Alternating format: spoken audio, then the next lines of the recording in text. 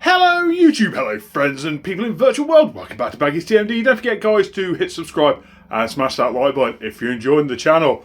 We are back at Baggy's HQ. We are outside in the bunker, which can mean only one thing. Yes, we are actually doing some progress to Kingsbury. Yay! Sorry I haven't been a video on this for a bit guys, I think it's 2 months since we've last done the video. Layout's only really just gone up back at Train Club past couple of weeks. And all I'm doing is laying track. You've seen it out on the drive, what the proposals were with the track plan. I'm pretty much doing that track plan. At the moment, we've got 1, 2, 3, 4 boards pretty much complete. We have just set the 5th board up at Train Club. I will show you that in the next couple of weeks. I'll do a video on what we're doing up at Club with that. But all I'm doing is laying track to the track plan that I showed you the other week. We have made some progress though. We are going to go from 6 scenic boards, which are 1.2 meters each. We are going to 7 scenic boards. This was just a little bit of calculations that I was doing the other week over Christmas. You know, nothing to do between Christmas and New Year. Get a calculator out and work some stuff out. The fiddly yard might have been a little bit undersized if we was going to run some proper full-length trains, which I want to do on this layout. It's the point of building a big layout. Run full-length trains, so to make sure we've got plenty of capacity in the fiddly yard and make sure the front doesn't look a bit too daft with a train exiting and entering at the same time.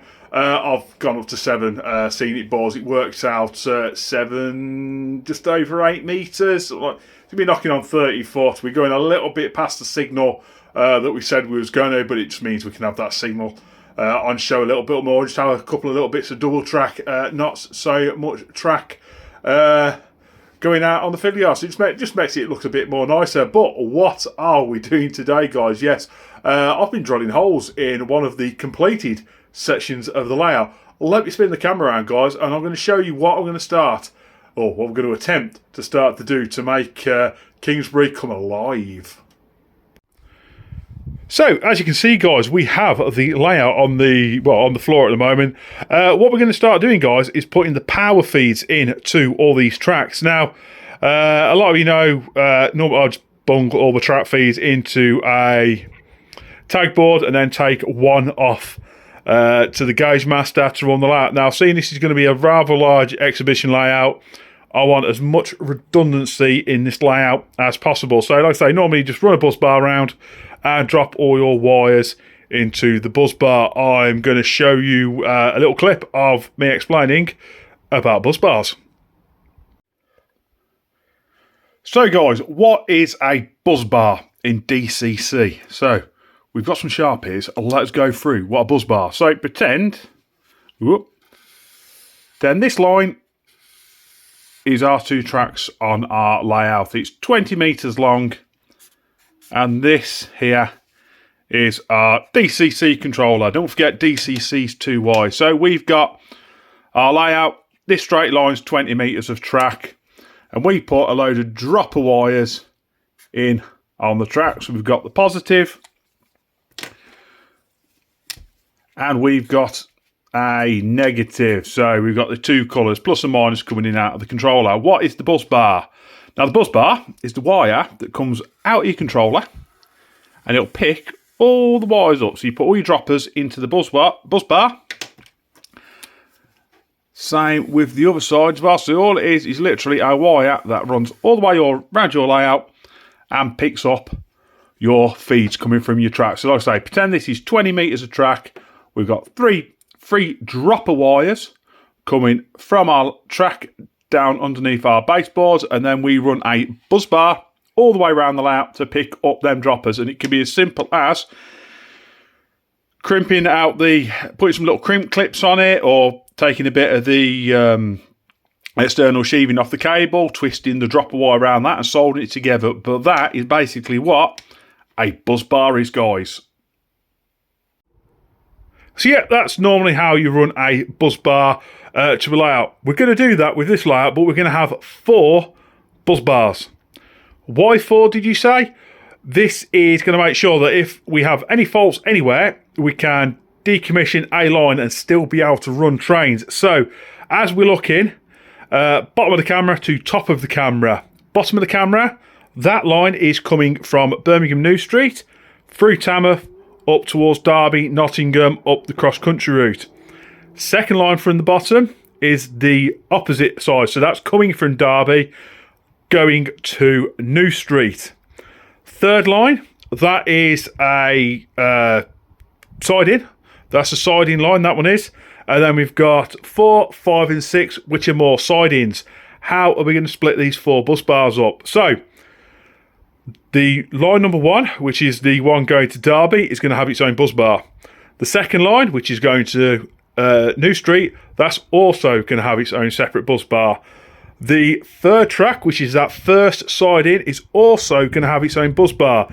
And the 3 lines at the back, the other 3 sidings, are going to have their bus bar. So them are all going to be grouped into one. Why is this? So main line.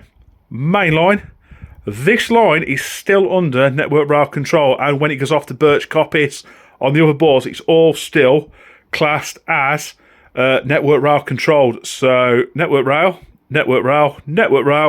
These 3 here are classed as private sidings, so these will go into EMR. They are also heading up to the oil refinery. These are classed as private lines. So all the private lines are going to have its own bus bar, so its own feed.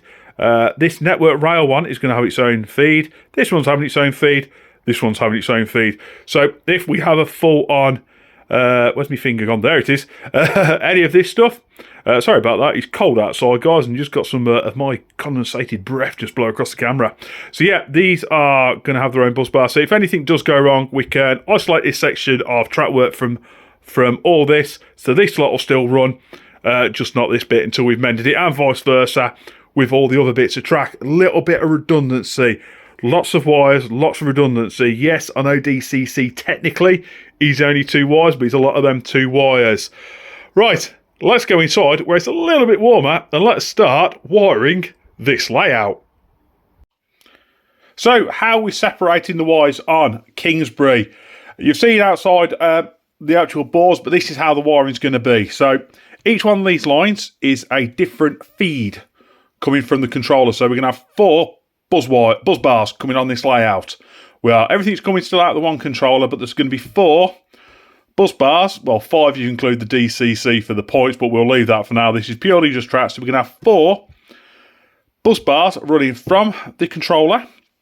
And so we're just using one controller, go into all the different sections of track. So we're going to have, like I say, that's our main line coming from New Street up towards Derby. That's Derby to New Street. That is one of the sidings that goes to Birch Coppice, and then we've got these sidings up here, which is all the private stuff that's going to the oil terminal over here.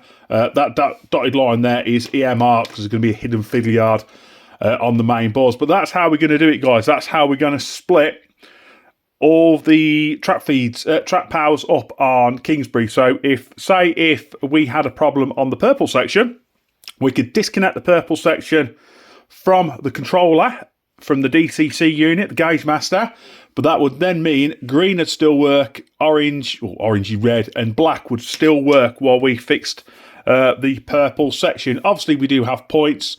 The points will be split as well, regarding to what bit of track they're coming off. But that's what we're going to do, guys. So essentially, we're going to have 4 bus bars running round on Kingsbury to do the 4 different sections of track. How we're going to do it.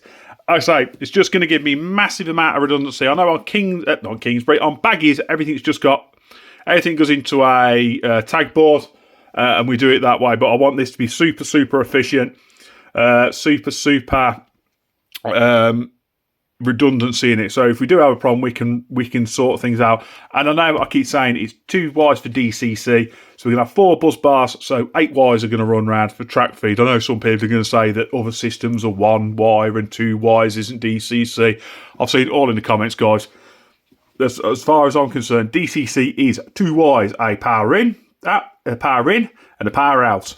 That's how we're going to separate it all. So 4 sets of bus bars are running around Kingsbury to decipher all the track up, split it all up so we have mega amounts of reliability. Let's get on with some wiring, guys, because I've waffled on far too much about wiring and buzz bars. Let's actually wire some up at Kingsbury so we can run some trains on it. Well, I say run some trains. We'll be able to run on 2.4 metres because we've now got 2 boards back at Baggy's HQ. Right, guys, so we're ready for wiring this first board. As you can see, I've just put some cable clips in and we've put a small tag board down at the bottom. Now, I normally do my tag boards. Let's bring it a little bit closer so you can see, guys. Normally, I do my tag boards.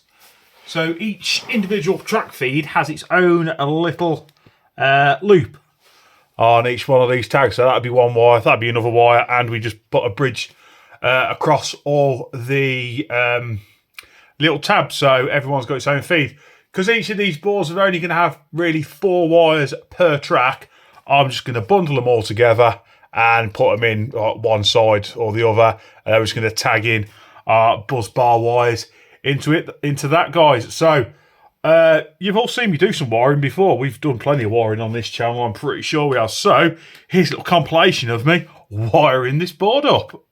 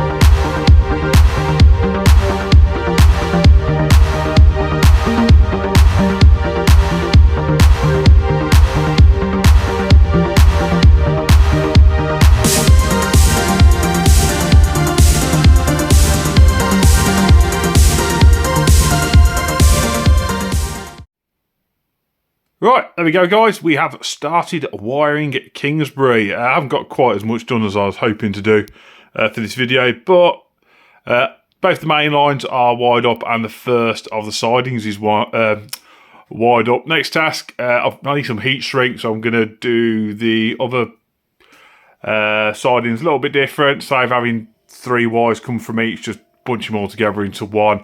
But yeah, that's all, guys. Like I say, we've started the mass of wiring on Kingsbury. Hope you enjoyed the video, guys, and I'll see you later.